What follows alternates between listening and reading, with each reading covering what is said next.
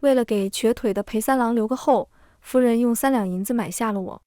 大胸、大屁股，好生养。进府前，我们签了契书，契书写明若我一举得男，便赏我50两放我归乡，不过届时若赖着不走，便将我远远的卖了。于是我兢兢业业地伺候裴三郎，直到10月怀胎，1朝分娩，诞下男胎。大家好，欢迎收看皮皮听书。6月18是裴府小公子的满月宴，他是裴府这一代头一个孩子，他的父亲更是当年惊才绝艳的裴三郎裴彦。他才一出生就得祖父裴大人赐名，被祖母带在身边亲自教养，任谁都能看得出来这个孩子不一般。因此这个满月宴办得特别用心，各房的人都想着在裴夫人面前露个好，丫头婆子们更是削尖了脑袋想往小公子身边凑。可这么热闹的事同我是没什么关系的。我虽是小公子生母，却并不是裴彦的夫人，也不是他的妾，是裴夫人专门从蜀地买来给裴彦生孩子的。按理来说，给裴彦这样的人当丫鬟都轮不上我，可偏偏他南征时断了一双腿，从此不良于行，性情大变，不仅赶走了从前院里的老人，连那么一桩顶好的婚事都退了。裴夫人同他聊了许久，最后买了我进府。裴彦需要一个后人，而我需要银子给我娘治病，这是一桩很合算的买卖，毕竟我都16岁了，早晚要嫁人生孩子，给谁生不是生呢？裴家还给了这么多银子，只要我不想着留在裴府，往后买块田还能招个赘婿，所以我当机立断签字画押，同裴彦约定，不多言语，不生贪念，不行鬼事，只待生了孩子，拿钱走人。现在算算日子，也到了要离开裴府的时候了。我抓紧了手上的针线，想在离开前给小公子留一套亲手缝的衣裳。往后不管天涯海角，我都会向菩萨祈福，保佑他平平安安的。这天很晚，裴彦突然来了我这里。我月份大了以后，就搬出落雪院，不再伺候他了。生孩子那天，几乎去了我半条命，裴彦也不曾来见我。可今天他突然来了。三郎，我下意识地把东西往身后藏，拿过来，缝了一大半的虎头帽，递在了裴彦手中。他指尖抚在圆头圆脑的虎头上，突然赞了一句：“你的绣活倒是同旁人不一样，这是蜀绣。”我答。裴彦淡淡地应了一声，而后轻身将虎头帽凑近竹盏，我立刻扑上前去救，被他冷冰冰的目光拦住了。莲娘，你好好养身子，不要耍小聪明，不要做无用功。那一瞬间，我是想辩驳的，话都到嘴边了，又觉得没有意思。裴彦他不希望小公子身边出现和我有关的任何东西，不管我出于什么目的，在他眼中都变成了别有用心。于是我沉默了一会，眼睁睁地看着做了一半的虎头帽化为灰烬，又主动交出缝好的虎头鞋。往后再不会了。这双鞋裴彦没有再烧掉了，他坐在我面前，昏暗烛盏的光落在他半张脸上，忽明忽暗。我们相对无言，但裴彦好像习惯了，他待了好一会儿，临去前告诉我，父亲给他赐名裴川，乳名叫元歌。这一夜，我躺在榻上辗转反侧，一直念着这孩子的名字。其实他来的并不容易。我来裴府时16岁，是一个姑娘家很康健的年纪，可每月郎中诊脉，我都没有怀孕，喝了不少药调理，最后郎中说问题怕是在裴彦身上。他久卧于病榻，怕是不好让姑娘受孕，可他又既不肯让大夫诊脉，也不肯喝些补药调理，他摔了满屋子的东西，眼眶通红，声音嘶哑。我这样的废人再也站不起来了，连神医都束手无策。滚！你们都滚！这一刻，我其实是觉得裴彦很可怜的。他年少成名，连我在蜀地都听过他的名字。他写的诗被很多人抄录传颂，他谱的曲很快就能唱遍大江南北。他这样骄傲的人，怎么能允许旁人看到自己这副模样？是以我在一片狼藉里蹲下身，双手按在他腿上。不会的，三郎，我会帮你，我会一直陪着你的。终于，在所有人都不抱希望的第3年，裴彦的双腿有了知觉，而我有了身孕。第2日，我起了个早，让人烧了很多热水，扪心自问，在裴府坐月子，嬷嬷和丫鬟们照顾我都很细致，不让吹风，不让受凉。所以出了月子，我痛痛快快的洗漱后，穿上了粗新衣裳去拜见裴夫人。远远的就听到了裴夫人的笑声和孩子咯咯乐的声音。听到这个声音，我就有些走不动路了。生元歌时很不顺利，我隐约听见孩童哭声，产婆们说生了。是个小公子，我就昏死过去。等我醒来，孩子已经被抱去裴夫人身边了。原来她的笑声竟是这样的。我知道，只要我现在走进去，裴夫人就会立刻让人把孩子抱走。所以我走得很慢，直到听到了另一道陌生的女声。元哥看着和阿燕哥哥一样聪颖，不过夫人有想过那个女人要怎么处置吗？要我说，还是去母留子，永绝后患。那个女人应当是我。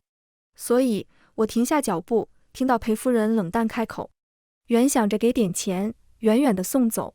不过英娘，你如今还愿意嫁给三郎，那便是他的主母，是元哥的母亲，是杀是卖，由你做主。我本来是想给裴夫人磕头，领了银子离开，眼下根本不敢进去，借口忘记带上绣给裴夫人的抹额，匆匆忙忙地去了落雪院。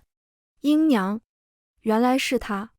英娘这个名字我从前也听过的，那是头一回和裴燕同房。夜里我伏在她身上，肩背上全是青痕，却被她蒙住眼睛。隐约间我听到她情不自禁地在喊英娘。后来我才听说她是裴燕的未婚妻，和她门当户对，青梅竹马。若非裴燕如今断了一双腿，成了废人，他们本该在次年成婚的。是裴燕，她不愿拖累英娘，狠心退了婚事。如今裴燕走出阴霾，只要继续扎针，未来能如常人一样行走。她又有了孩子，要和英娘重归就好，这谁也拦不住。我只能赌裴燕人品端正，愿意给我留一条活路。是以落雪院里，我跪在裴燕面前。3年前，我和三郎签下契书，只要我生下孩子，就给我50两银子，送我离开，可还算数？算。如今我已养好身子，请三郎兑现契约。直到我跪的膝盖有些痛，都听不到裴燕的允诺。我抬头撞进一双很复杂的目光里。他轻轻叩击石桌。莲娘，你有没有想过留下？我能给你的远不止50两。这个问题对我来说根本不需要选。不用了。可我的答案并不是裴燕想要听的东西。她蹙眉，抬手阻止我继续说下去，递给我一个淡漠的目光。莲娘，你回去再想想，不必这么急。裴家不是你想来就来，想走就走的地方，若是离开，往后便再也进不来了。其实我想得很清楚，银子到手了才是我的，不管裴燕嘴里说的多好听，有没有命花都是一个问题。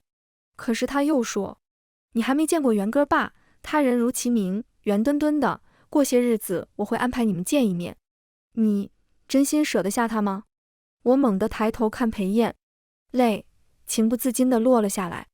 3年前签下契书时，我以为裴家是怕我贪恋裴家富贵，所以契书里明说了，若我一举得男，便赏我50两放我归乡，不过届时若赖着不走，便将我远远地卖了。现在我怀胎10月，九死一生生下这个孩子，我才明白，这是一个为娘的本能。这个孩子托生我腹中，怀胎10月，让我吃了这么多苦。我无数次在梦里见过他，想知道他长什么样，想亲耳听见他喊我一声娘亲，想听他在我面前背书，想看着他长大成人，应当会像他父亲吧。明知道这些都是奢望，但在裴燕提出能安排我见元哥一面时，我还是心动了。可英娘的话犹在耳际，我问裴燕，若有人要去母留子，我又该如何？她想了想道，我来处理。于是我向裴燕叩首，三郎大恩大德，莲娘永生铭记，结草衔环，莫不敢忘。裴燕微微弯唇，她放下竹简，回去等着吧。裴燕是个君子，她答应的事向来都能做到，但这回她食言了。我没等来她安排和元哥见面，却在次日等来了英娘。她来的时候，我正好在收拾衣裳。裴家财大气粗，做衣裳的都是好料子，全部带出去，往后日子过不下去了，还能当了？你就是林水莲。是。英娘是很典型的江南女子，说话时声音如鹰转鸟啼，说的话却不那么好听。她目光上下打量着我，而后微微扬着下巴。莲娘，其实我早就想见你了，不过一直不得空。原来竟是你这样的女子，在阿燕身边赖了3年，还为她生下了一个儿子。听说你从前也是良籍，这样自甘下贱，你难道没有自尊吗？我扬手看着英娘，看着她眼中对我毫不掩饰的恶意。谢姑娘，我并不是赖在三郎身边，当年我同裴家签了契书，这不过是一手交钱一手交货的交易罢了。英娘嗤笑，不是赖？那为何你生下了孩子，一直拖到今日都没有离开，还蛊惑阿燕找裴夫人要走你的身契？若非想长长久久地留在裴家，你何必多此一举？英娘来者不善，再想到她之前在裴夫人面前说的话，我心中有隐隐悔意。若昨日离开就好了。谢姑娘，我不知道三郎此举用意，我今日收拾东西，本也是打算要离开的，你大可放心。英娘完全不听我说了什么，她挥了挥手，便有2个侍女来捡住我双臂，而她打开了一个碧绿瓷瓶。她走近我，掐住了我的下颌。莲娘，不要怪我心狠，只有你死了，大家才安心。我用头撞上了英娘的胳膊，她吃痛，手一松，瓷瓶坠落，碎了一地瓷片，而我也挣脱2个婢女，一人甩了狠狠一巴掌。裴燕到这时，我以1敌3，发髻松了，脸上几道挠痕，领口被扯开，腿上、肚子上被人踹了几脚，连鞋子也被踩掉了。他不过略略从我身上扫过一眼，便翻来覆去的看英娘。他粗笨不懂规矩，英娘，你可有受伤？不妨事。英娘扬手朝裴燕笑，阿燕，我都17岁了，哪里就这么容易受伤？只不过你我2家重新一亲，我想来见见元哥的生母，是我的丫头们护主，才闹成这样。你别生我的气，好不好？裴燕抬手揉了揉英娘的发顶，她轻叹，你啊，我何时同你气过？是我没有教好她。裴燕的目光终于落在我脸上。莲娘，道歉。我做错了什么，需要同英娘道歉？无非是我不想死。三郎，昨日我问你，如若有人要去母流子，我当如何？你说你来处理，这就是你的答案吗？谢姑娘欲杀我，难不成也要我束手就擒，乖乖受死？裴燕抿唇，英娘性善，自小连蚂蚁都不忍心踩，又怎会对你动辄打杀？莲娘，是我宠你太过，让你恃宠而骄，竟贪污贵客。我站在原地，脚下就是碎瓷片，毒药浇下，连脚下的草都瞬间枯黄。可裴燕像瞎了一样，人人都说裴三郎心细如发，在他眼中是没有秘密的，所以我明白再辩下去已经没有意义了。他们才是一样的人啊，他们是主子，主子的生杀夺语都是赏赐，我这个卑贱的下人又怎么能反咬主子一口，让他留下不好的名声呢？于是我跪地叩首，是莲娘不知天高地厚，贪污林姑娘，请三郎责罚。这件事被高高的举起，又轻轻的放下。裴燕让我回房反省，禁足3月，可我根本不想在这待下去了。是以当夜裴燕来看我时，我又重提了想要兑现契书的话。她坐在我面前，不紧不慢地从袖中拿出一罐药膏，卷起我的袖子，为我上药。这一回她没有再拿元歌来拖延我，而是抬了抬眼皮，问我，莲娘，外面的世道这样乱，你一介弱女子又能去哪？留在裴家，留在我身边，不好吗？裴燕的话听在我耳朵里嗡嗡的，可是三郎契书里分明写着，你说他？裴燕从袖中取出了我们当时签下的契书，她指尖夹着薄薄的2张纸，将它们对着火烛，一点点地燃烧成灰烬。莲娘，现在再没有什么契书了，你大可安心。我扬手望着裴燕，心里像是有一把火烧了起来。那往后呢？我听说林姑娘又在和你一亲了，往后新夫人进门，我又要如何自处呢？裴燕不假思索，她抬手抚着我脸颊的抓痕。今天只是误会，英娘不是不能容忍的，往后你不要同她争，也不要同她闹，她不会为难你。她指尖药膏，冰冰凉凉涂在我脸上，一如我心。我朝着裴燕很慢很慢地眨眨眼，指甲几乎要掐进掌心里了。他不是一无所知，只不过我的生死尊荣在裴燕眼里不值一提。眼见他腿脚慢慢好起来了，往后他还要出事的。他将我锁在身边，他给我世人眼里的好东西，赢得一时好名声。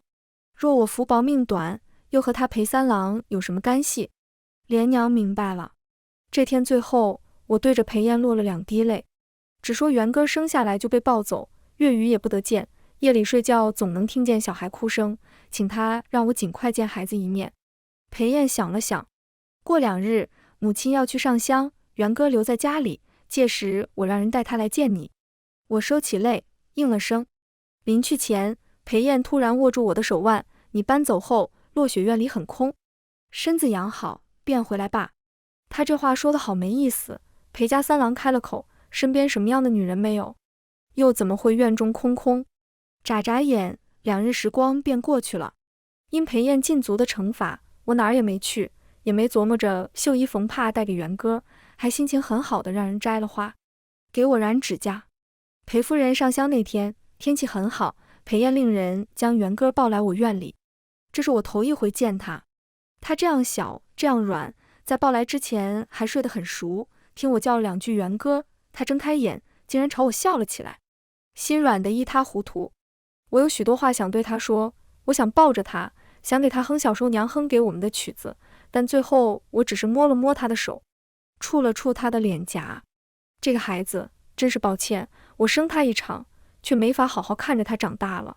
愿他往后无病无灾，平安顺遂。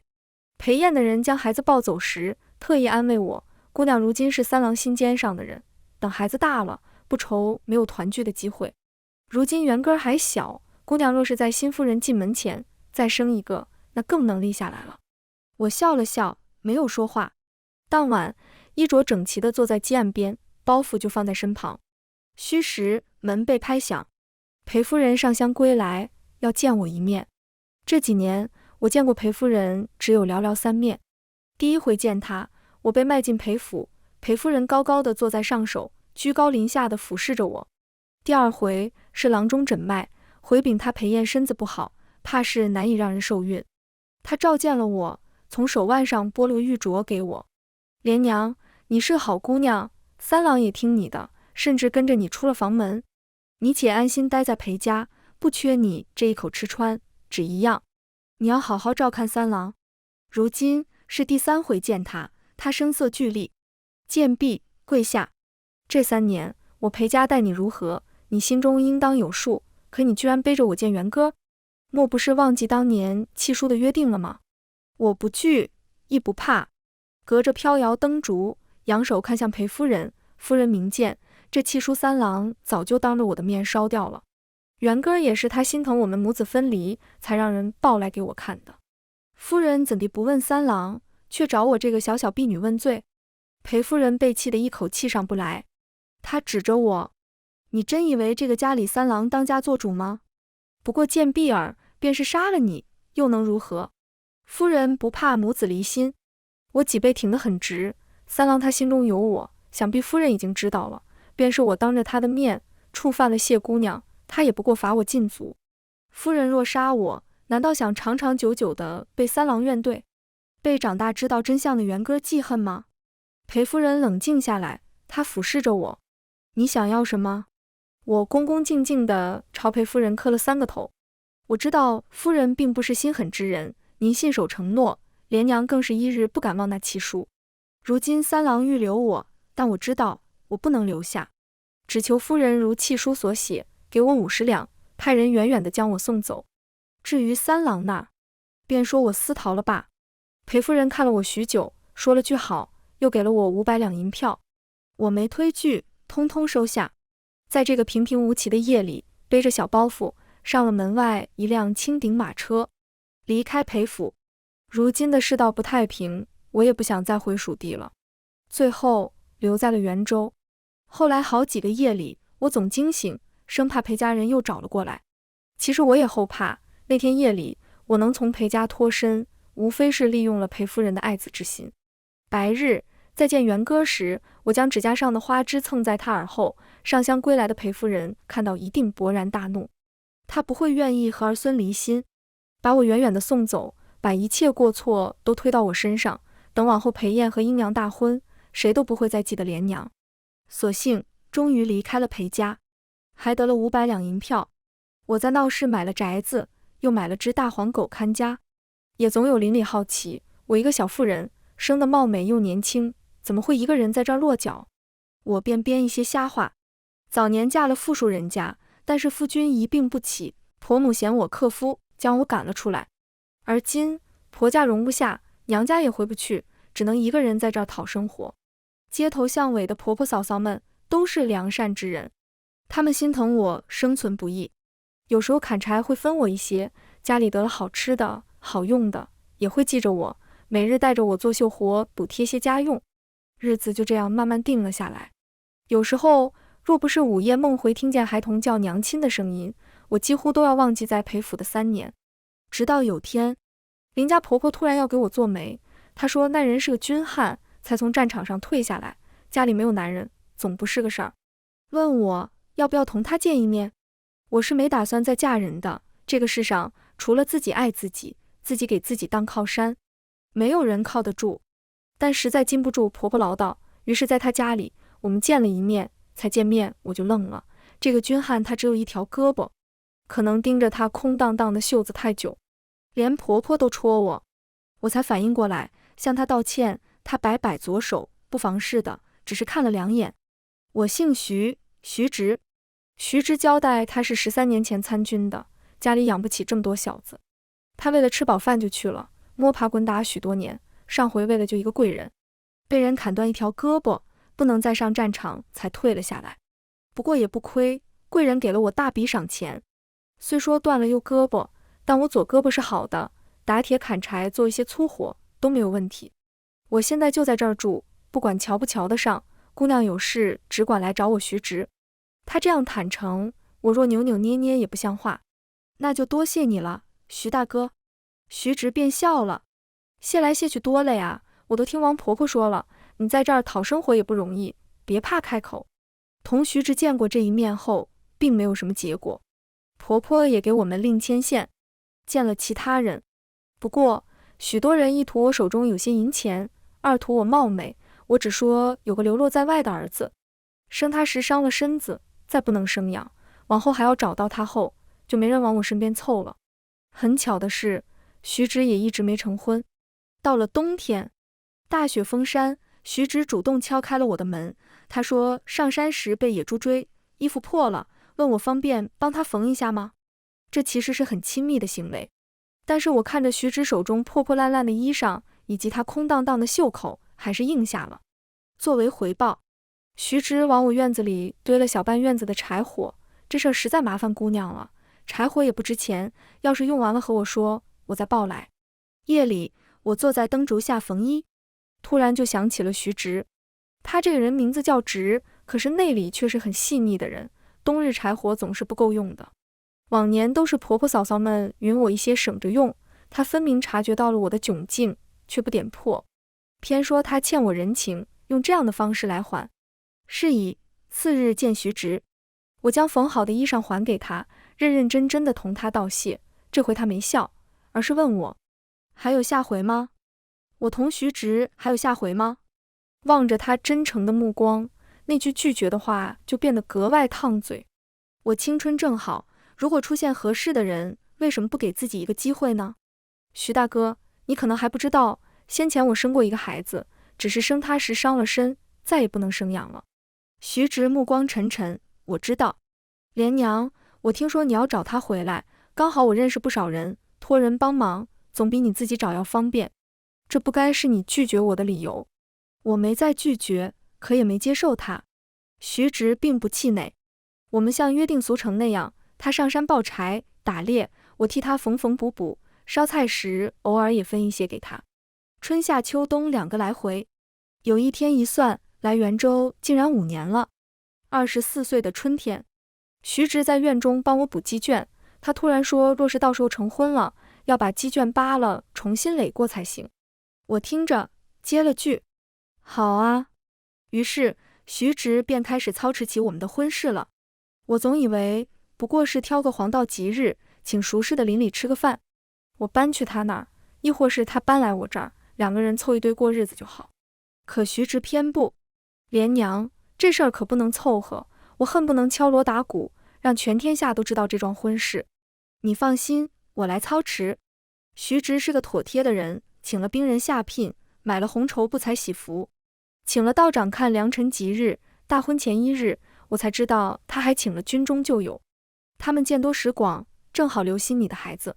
好啊，连我自己都忘了随口编的谎话，可徐直仍旧记得，而一个谎话需要无数谎言来圆，我私下里想好了对外人的说法，却没想到在婚仪前见到了裴燕。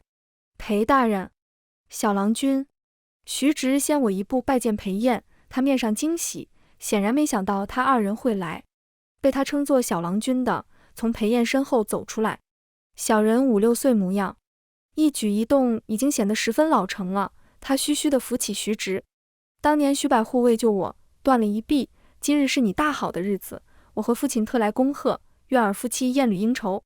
元哥话未说完，就被裴燕打断了。他望着裴燕，而裴燕的目光落在我身上，他转着指尖的扳指，淡淡的开口：莲娘，还要躲到什么时候？旧人相逢，不来见见？5年过去了，裴燕理应能站起行走才对，可她现在仍旧坐在轮椅上，被衣袍遮住的腿脚干瘦，是不曾好好照料的样子。昔日主仆分离，没想到竟然还有再见的一天。莲娘见过3公子、小公子。我行礼。元哥避开了，他小大人一般请徐直出门，说有事问他，院里便只剩下了我和裴燕。他看我许久，突然冷笑：主仆？莲娘，在你眼里我们只是主仆？我不解，当年裴夫人用3两银子将我买回裴家，除了不曾签身契，我又与裴家下人有何区别？若非5年前你不告而别。我打断了裴燕，直直地看着他。那又怎样？若我一直留在裴家，撑死了不过给你裴燕做妾，妾也不过是你裴家的下人，是任由你裴家打发来打发去的玩意儿，是连生死都不能握在自己手上的东西。裴燕皱眉，有我在，不会有人伤你。我觉得好笑，在裴府时，英娘几乎要了我的命，也没见裴燕护着我。如今她却说这种大话，说到底，她从来只信对她有利的东西，而不顾旁人死活。莲娘，我可以不计较你私逃出府，这一趟我是带你回去的。若你知错，往后仍回落雪院伺候。元哥也一直念着你。不必了，我拒绝。我裴家可有哪里亏待你了？冬天的料子，夏天的冰，哪样不是紧着你用？你就这样甘愿过苦日子？还是你以为徐直是什么好人？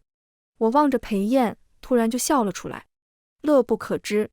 3公子，我不愿和你回去，与徐直无关。若我自小长在裴家，自然要对你的青睐，对裴家的供养千恩万谢。可我不是，我长在乡野，我没有读过书，但是我光着脚丫踩过田埂，我展开双臂吸过山峰，我站在山顶，望着一片田野，大声叫过。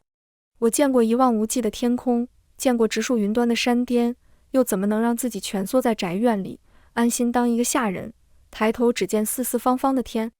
对你而言，你能给我最好的吃穿用度，我就该感激涕零。可是你从没问过我需不需要这些。话说到这个份上，也再没有别的可说了。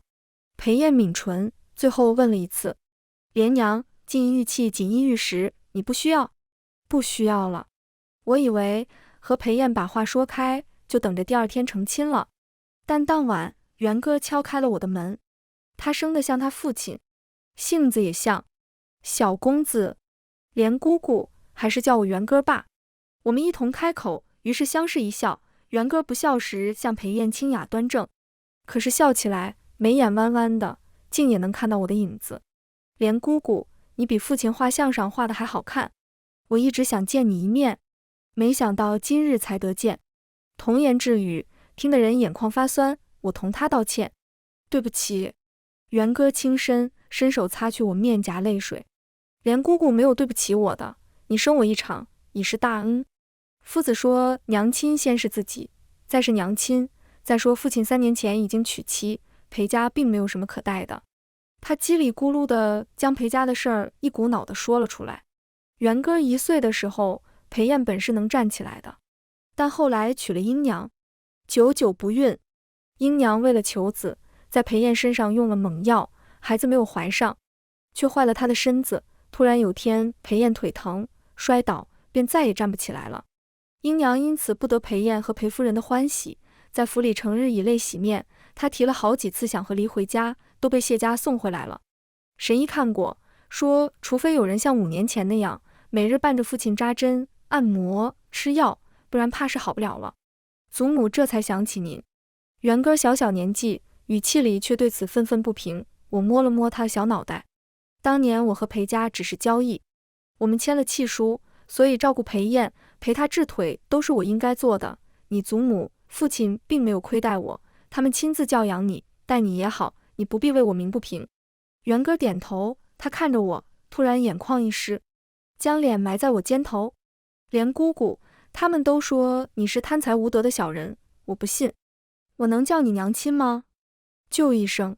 这天最后，元哥说要带我去一个地方，要拆穿徐直的真面目。明日就要大婚，我想徐直应当是在新房的，但没想到元哥带我去了另一条巷子，他令人在墙上凿了洞，能清楚地看到徐直就在隔壁。他躺在榻上，怀里还有一个千娇百媚的女人。我亲耳听到徐直对他说，莲娘的确是个好女人，可她不能生养。再好的女人不能生养，也不完整，先把她娶回家，等你有了孩子，我再给你赎身。莲娘她心软重情，我多求求她，她会收下你和孩子的。那一瞬间，我应当是脸色苍白，所以元哥扶我坐下，还往我手里塞了一杯热茶。莲姑姑，是裴燕让你带我来这的吗？她点头。我明白了，裴燕大抵还是不相信我说的话，在她看来，怎么会有女人宁愿舍弃锦衣玉食，也要在穷乡僻壤过苦日子呢？一定是她心里有一个惦记的男人，心甘情愿为她吃苦。她想让我看到徐直的真面目，想让我心灰意冷，然后她再像天神一样出现，拯救我，带我回裴府。我起身，拍了拍袖子上不存在的灰，多谢你父亲苦心。最后，这门婚事并没有成。大婚当天，我替徐直相中的继子赎了身，送他去成了亲。不管徐直是真心移情，亦或是因裴家全是丫人而配合做戏给我看，他都不是值得的人了。裴家人当天回了京，而徐直掀开红盖头才知道新娘换了人。大晚上，他喜服都没有换，狂奔至我家拍门。为什么？徐直，你背叛我的时候就应该想到这一天。莲娘是心软重情，但这并不是你辜负她的理由。这样高大的男人突然就软了腿脚，跪在我面前。莲娘，我只是一时没有守住，赎身的钱就不用还了，就当我给你们夫妻2人的大婚贺礼。既然是一时没守住，往后就好好待她。徐直愣愣地看着我。你呢？我关上门，让徐直吃了一鼻子灰。我当然不会再嫁给他了。天高海阔，往后我还会有很多好日子，或许会养几个俊秀少年，也可能收养孤苦无依的孩童，还可能结识志同道合的姐妹，不是非得将一生托付给一个男人。全文完，皮皮听书，感谢您的观看，每天上新精彩小说，喜欢就订阅吧。